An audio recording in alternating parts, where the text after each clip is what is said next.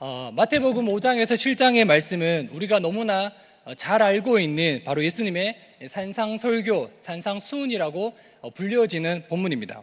여기서 예수님은 제자들에게 바로 하나님의 임재와 그 능력 속에서 우리가 살아가고 있는 일상에서 어떻게 살아가야 하는지 그것에 대해서 말씀을 하고 있습니다. 우리는 이미 구원받은 성도로서 이 세상과 완전히 구분되어져 살아가기보다는 바로 믿지 아니하는 사람들과 살아가면서 바로 구별되어져야 한다라는 것을 우리는 너무나 잘 알고 있습니다. 최소한 어른들의 삶에서 이 사람이 소위 교회를 다니는지 않는지에 대해서는 조금만 함께 지내보거나 아니면 회식 자리를 가거나 대화를 통해서 발견할 수 있게 됩니다. 물론 종종 끝까지 알아내기 힘든 사람들도 존재한다라는 것을 부정할 수는 없습니다. 참고로 저 역시 누군가에게는 참 발견되기 힘든 사람일 수도 있습니다. 저는 그 교회 외 모임을 꽤나 자주 갖는 사람 중에 한 사람입니다. 제가 여러 모임을 통해서 지내봤을 때 한 번 이런 적이 있습니다. 저를 만나고 한 2시간 정도가 지났을 때, 그 전에 처음 만나서 같이 인사를 나누고 한 2시간이 지났을 때 그 처음 만난 그분이 제게 와서 조용히 속삭였습니다. 혹시 어떤 일을 하세요? 제가 교회에 있습니다. 그러니까, 교회에서 뭘 하세요? 좀 말하기는 힘들었지만 목사입니다 이라고 했습니다. 그러니까 그 사람의 반응이 어떠했냐면 어쩐지 그런 줄 알았습니다 이러는 거예요. 저도 놀래고 그 사람도 놀래고 보니까 그분도 교회 목사님이시더만요. 그분도 저도 놀랐고 그분도 놀라고 서로 함께 놀랐습니다. 심지어 또 이런 적도 있습니다. 몇 달을 함께 지냈었는데 제가 목사라는 사실이 알려지자 엄청나게 소스라치게 놀라는 그런 분들도 계셨습니다. 물론 그 교회 내에서도 제가 목사라는 사실에 놀라는 분들도 가끔은 계시긴 합니다. 뭐 어쨌든 간에 혹시 여러분들은 어떤 자리를 가든 어디를 가든 누가 봐도 교회를 다니는 사람이구나, 정말 이 사람은 말하는 것이나 행동하는 것이나 생각하는 것이 정말로 교회 다니는 사람 같다라는 이야기를 혹시 들으시는지, 아니면 정말 소스라치게 놀라시는지, 이거는 아마 본인만 알고 계시겠지요. 뭐 어쨌든 우리는 우리의 삶을 좀 돌아보면 정도의 차이는 있지만 교회를 다니는지 아닌지에 대해서 참 발견하기 힘든 세대가 있습니다. 뭐 과거에는 중2병으로 한창 인기몰이를 했던 그 병이 지금 초등부 아이들에게까지 내려왔는지도 모릅니다. 알 수 없는 반응들을 매주마다 봅니다. 또 알 수 없는 그 표정들을 매주마다 봅니다. 그러면서 저는 생각합니다. 이 아이들 정말로 예수님을 믿는 아이일까? 아니면 정말 예수님을 모르는 아이들일까? 때로는 교회를 다니는 아이들일까? 참 구별하기 힘든 세대가 지금 초딩의 세대가 아닐까, 그런 생각을 해보게 됩니다. 지금의 초딩들은 참 특이한 세대입니다. 잘해주면 어떻게 됩니까? 버릇이 나빠집니다. 그렇다고 손줄 내면 어떻게 됩니까? 삐뚤어집니다. 잘해주면 버릇이 나빠지고 또 혼내면 삐뚤어지는 그런 세대가 바로 지금 초등학생들, 초딩 세대가 아닐까, 그렇게 생각해 보게 됩니다. 최소한 제가 유치부를 사역으로 시작하여서 또 고등부를 갔다가 중등부를 갔다가 지금은 이제 초등부를 이제 섬기고 있습니다. 제가 2017년도 처음으로 초등부를 부임하고 나서 경험한 아이들은 참 특이한 아이들입니다. 물론 이 특이한 아이들에 대해서 나중에 말씀을 나누면서 같이 좀 더 살펴보도록 하겠습니다. 오늘 우리가 살펴볼 말씀은 바로 이 예수님께서 두 가지의 길에 대해서 우리에게 제시하시면서 교훈을 하고 있는 장면입니다.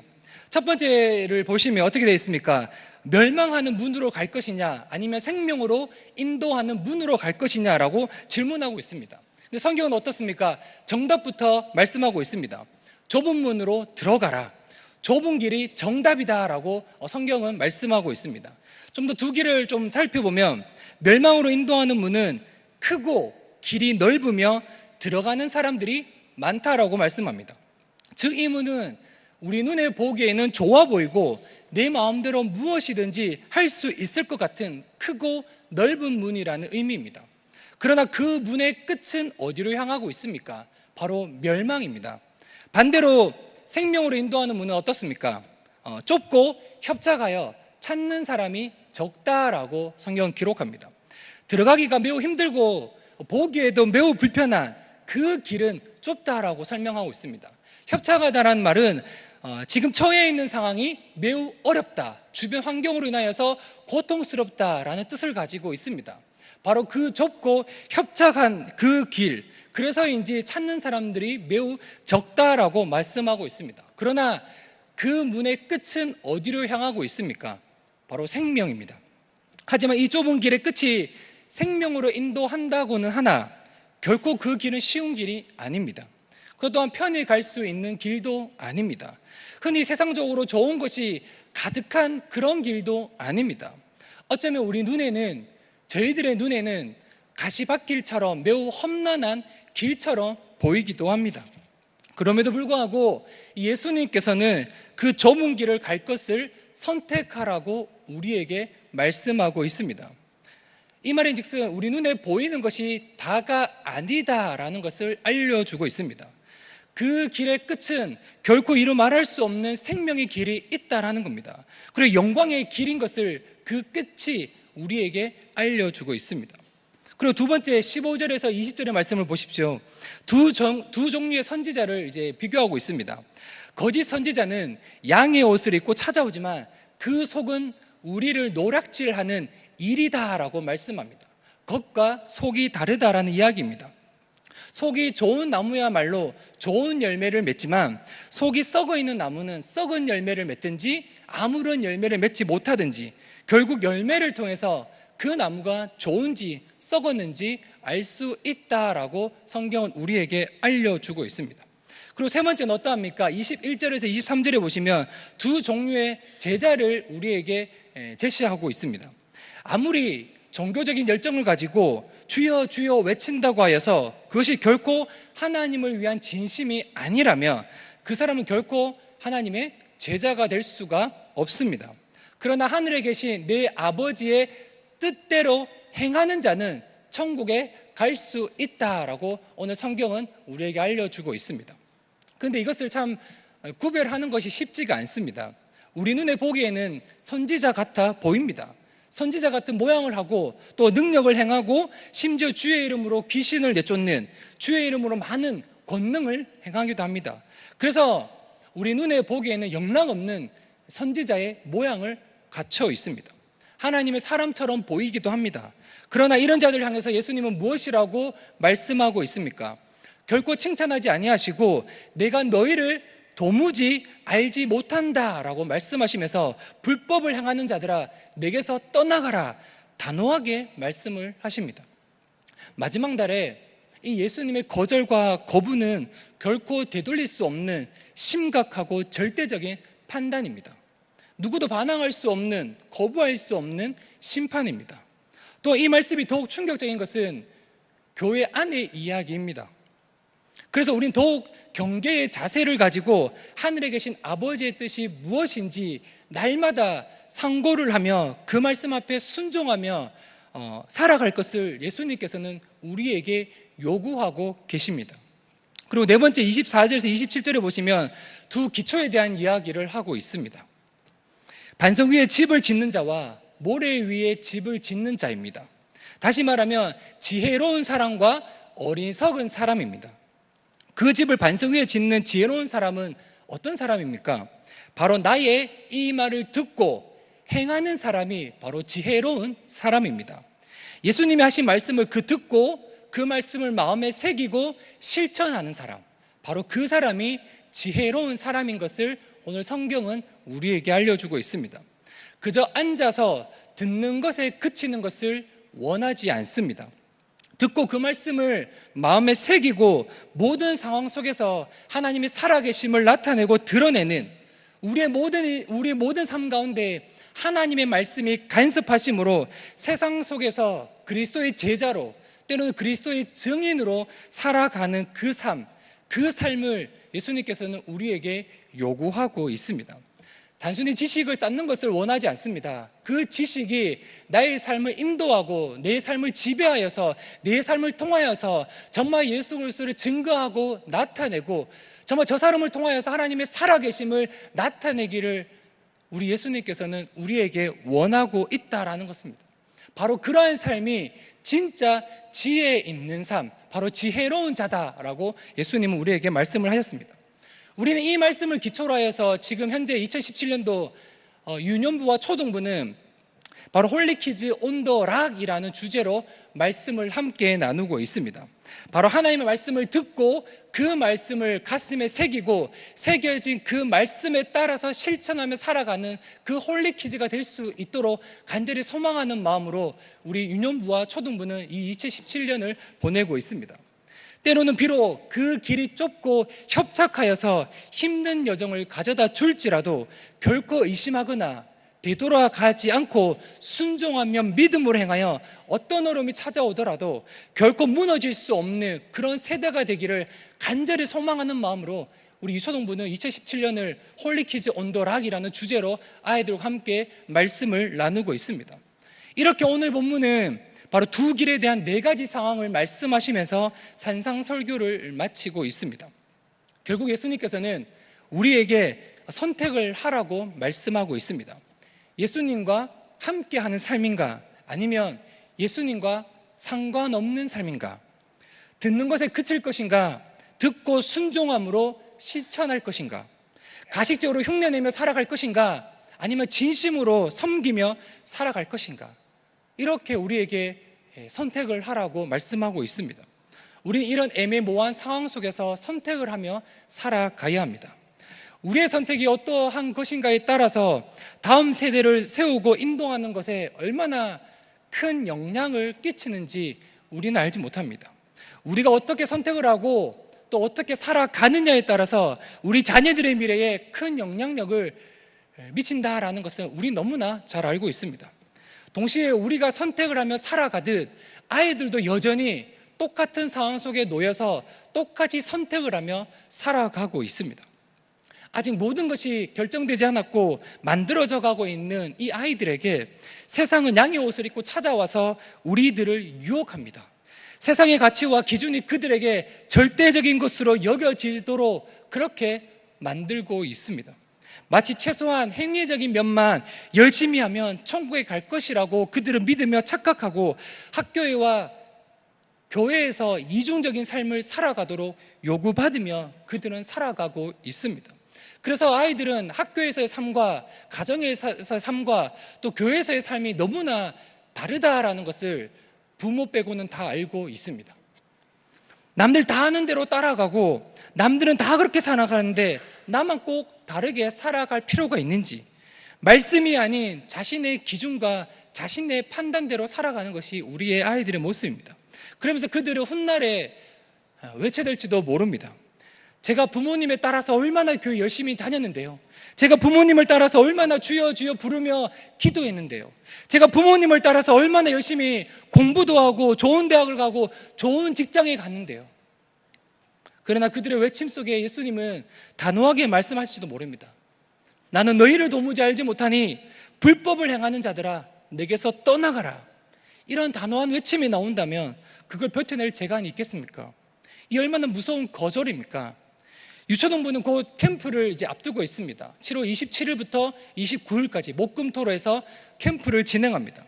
캠프 때마다 매번 교사들과 학부모님들은 이 시간에 아이들이 정말로 예수님을 만나고 경험하기를 기도하고 있습니다. 교회만 다니는 아이가 아니라 정말 예수님을 믿고 따르며 순종하는, 정말 예수님과 함께하는 삶을 선택하는 그 삶을 살아가는 티가 나기를 우리 교사들과 부모들은 원하고 있습니다. 그러나 아이들은 이 2박 3일의 캠프 동안 집중하고 있는 것이 무엇입니까? 이 아이들은 이 2박 3일의 캠프 동안 얼마나 교사와 밀당을 하고 학부모님과 밀당을 하며 살아가는지 모릅니다. 재미있는 프로그램은 있는지, 있으면 가는 거고 없으면 안 가는 겁니다. 그리고 물놀이는 가는지, 있으면 가는 거고 없으면 안 가는 겁니다. 또한 좋은 장소로 가는지, 장소가 자기들이 마음에 안 들면 안 가는 거고 마음이 들면 가는 겁니다. 또 몇 시에 재우는지, 이게 왜 중요한지 모르겠습니다. 어쨌든 몇 시에 재우는지가 아이들이 참 중요하다 합니다. 몇 시에 자요? 12시, 아싸 이럽니다. 어쨌든 늦은 시간까지 아이들에게 자고 안 자고가 또 중요한 것 같습니다. 아이들은 여러 가지 이유로 이 캠프를 생각하고 있고 그 캠프 가운데 관심이 그렇게 몰두되어져 있습니다. 그것이 잘못됐다고 말씀을 드리는 것이 아니라 어른들과 생각의 차이가 있다라는 것을 말씀을 드리는 겁니다. 우리는 이것을 인정하고 아이들의 입장에서 내일을 산 사람으로서 우리 어른들이 이 아이들이 바른 길로 갈 수 있도록 우리는 그 아이들을 도와야만 합니다. 제가 초두에 참 우리 아이들을 향해서 독특한 세대다라고 말씀을 드렸습니다. 혹시 이 위에 이제 글씨가 뜰 건데요. 한번 이 글씨의 뜻이 무엇인지 혹시 아시는 분이 계신지 모르겠습니다. 한번 글씨를 한번 띄워주시겠습니까?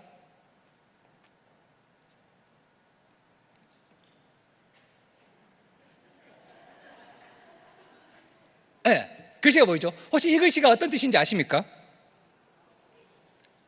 네? 그렇죠. 일로 읽어야 될지 절로 읽어야 될지 지금 그런 고민을 하고 계신 분 안 계시죠? 제가 어느 한 설교 시간에 아이들에게 물었습니다. 이게 무슨 글씨인 줄 아는 사람이라고 제가 질문을 던졌습니다. 그리고 모두가 조용할 때 한 친구가 자신 있게 손을 들었습니다. 그러니까 제가 물었습니다. 이게 무슨 글씨냐고. 그리고 그 아이 답변이 무엇인지 아십니까? 몰라요. 이렇게 얘기합니다. 저는 전혀 이런 것이 전혀 새롭지 않습니다. 우리 아이들은 무엇인가를 아느냐라고 질문을 했을 때 많은 친구들이 손을 들지만 결코 그것이 답과 상관이 없는 아이들이 자주 있기 때문에 저에게는 전혀 놀랍지 않았습니다. 근데 그 아이 답변이 웃깁니다.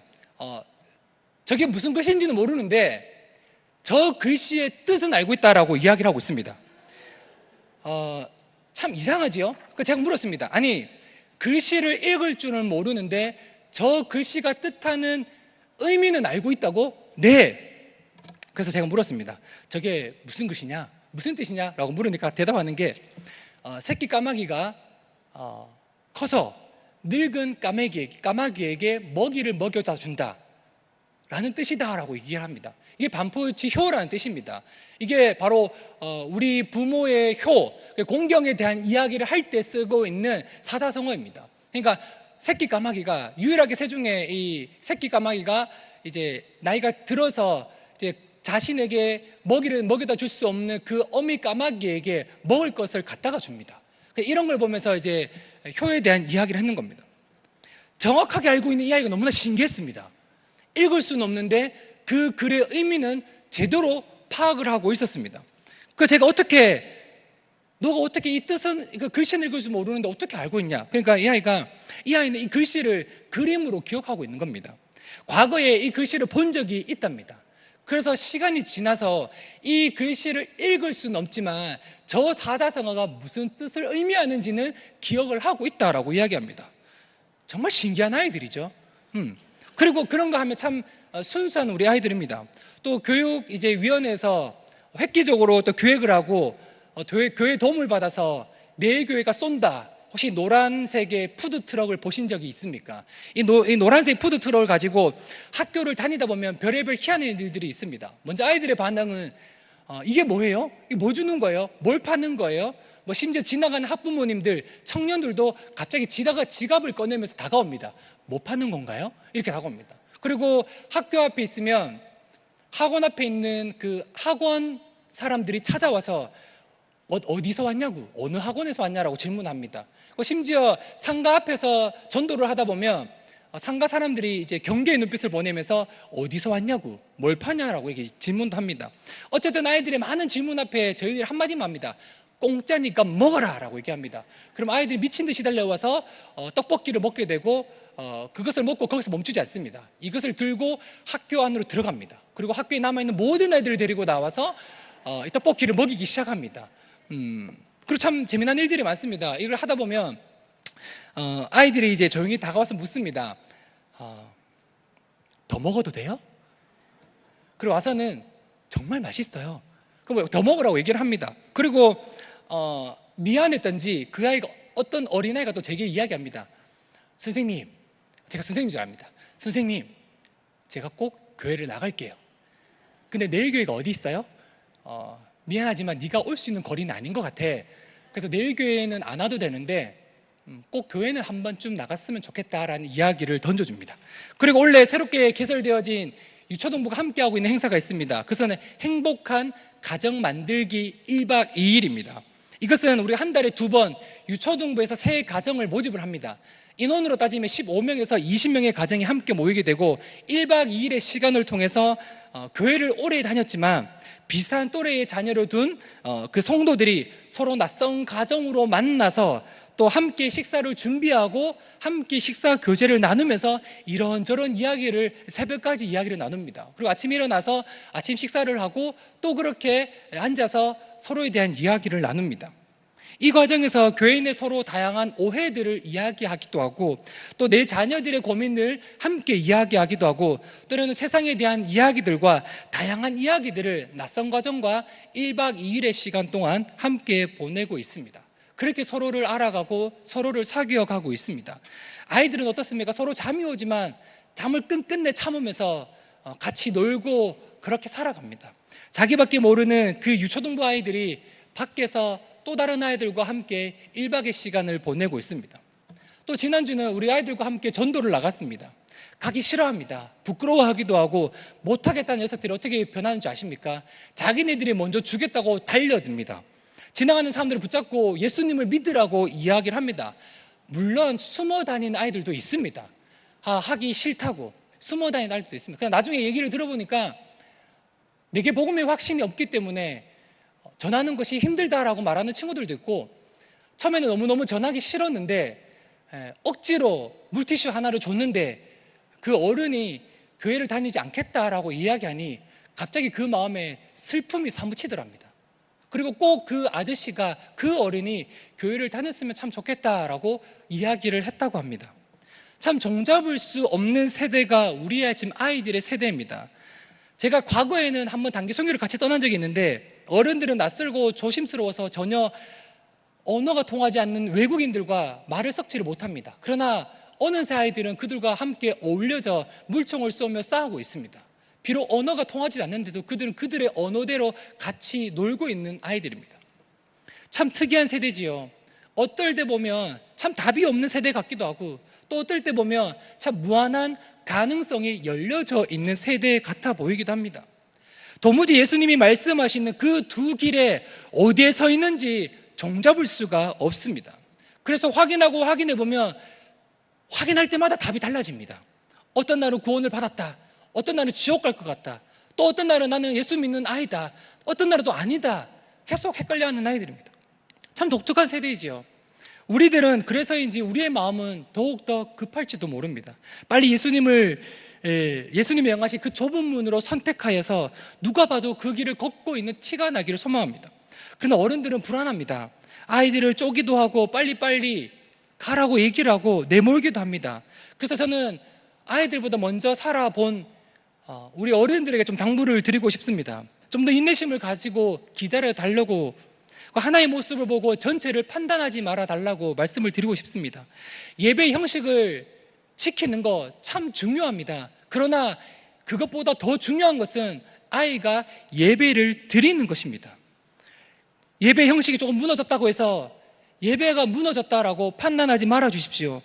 아이들이 예수님이 명하신 그 두 가지의 길 중에 바른 길을 선택할 수 있도록 먼저 그 길을 선택하고 그 길을 걸어가는 어른들이 되어 주십시오.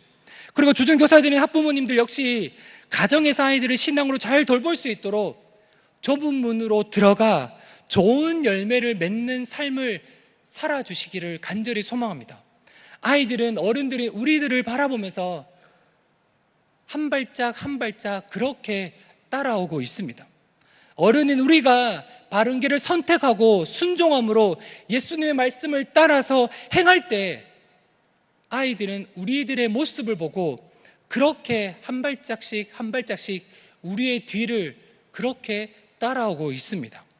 우리 아이들이 정말로 반석 위에 집을 짓는 그것에 평생을 걸고 올인할 수 있도록 기도해 주십시오. 거룩한 아이들, 이 홀리키즈 아이들이 예수님이 명하신 그 길을 선택하고 살아갈 수 있도록 여러분들이 먼저 그 길을 선택하고 여러분들이 먼저 아이들에게 본이 되어져서 먼저 그 길을 당당하게 믿음으로 걸어 주십시오. 아이들은 반드시 여러분들이 걸어가시는 그 길을 보고 믿음으로 따라오게 될 것입니다. 여러분들이 먼저 선택한 그 길을 선택하게 될 것이고 힘들지만 비록 좁고 협착하여서 우리 눈에 보기에는 결코 좋아 보이지 않는 그 길이라 할지라도 그 길의 끝에 서 계신 예수 그리스도를 바라보며 아이들은 믿음으로 이 길을 걸어가게 될 것입니다.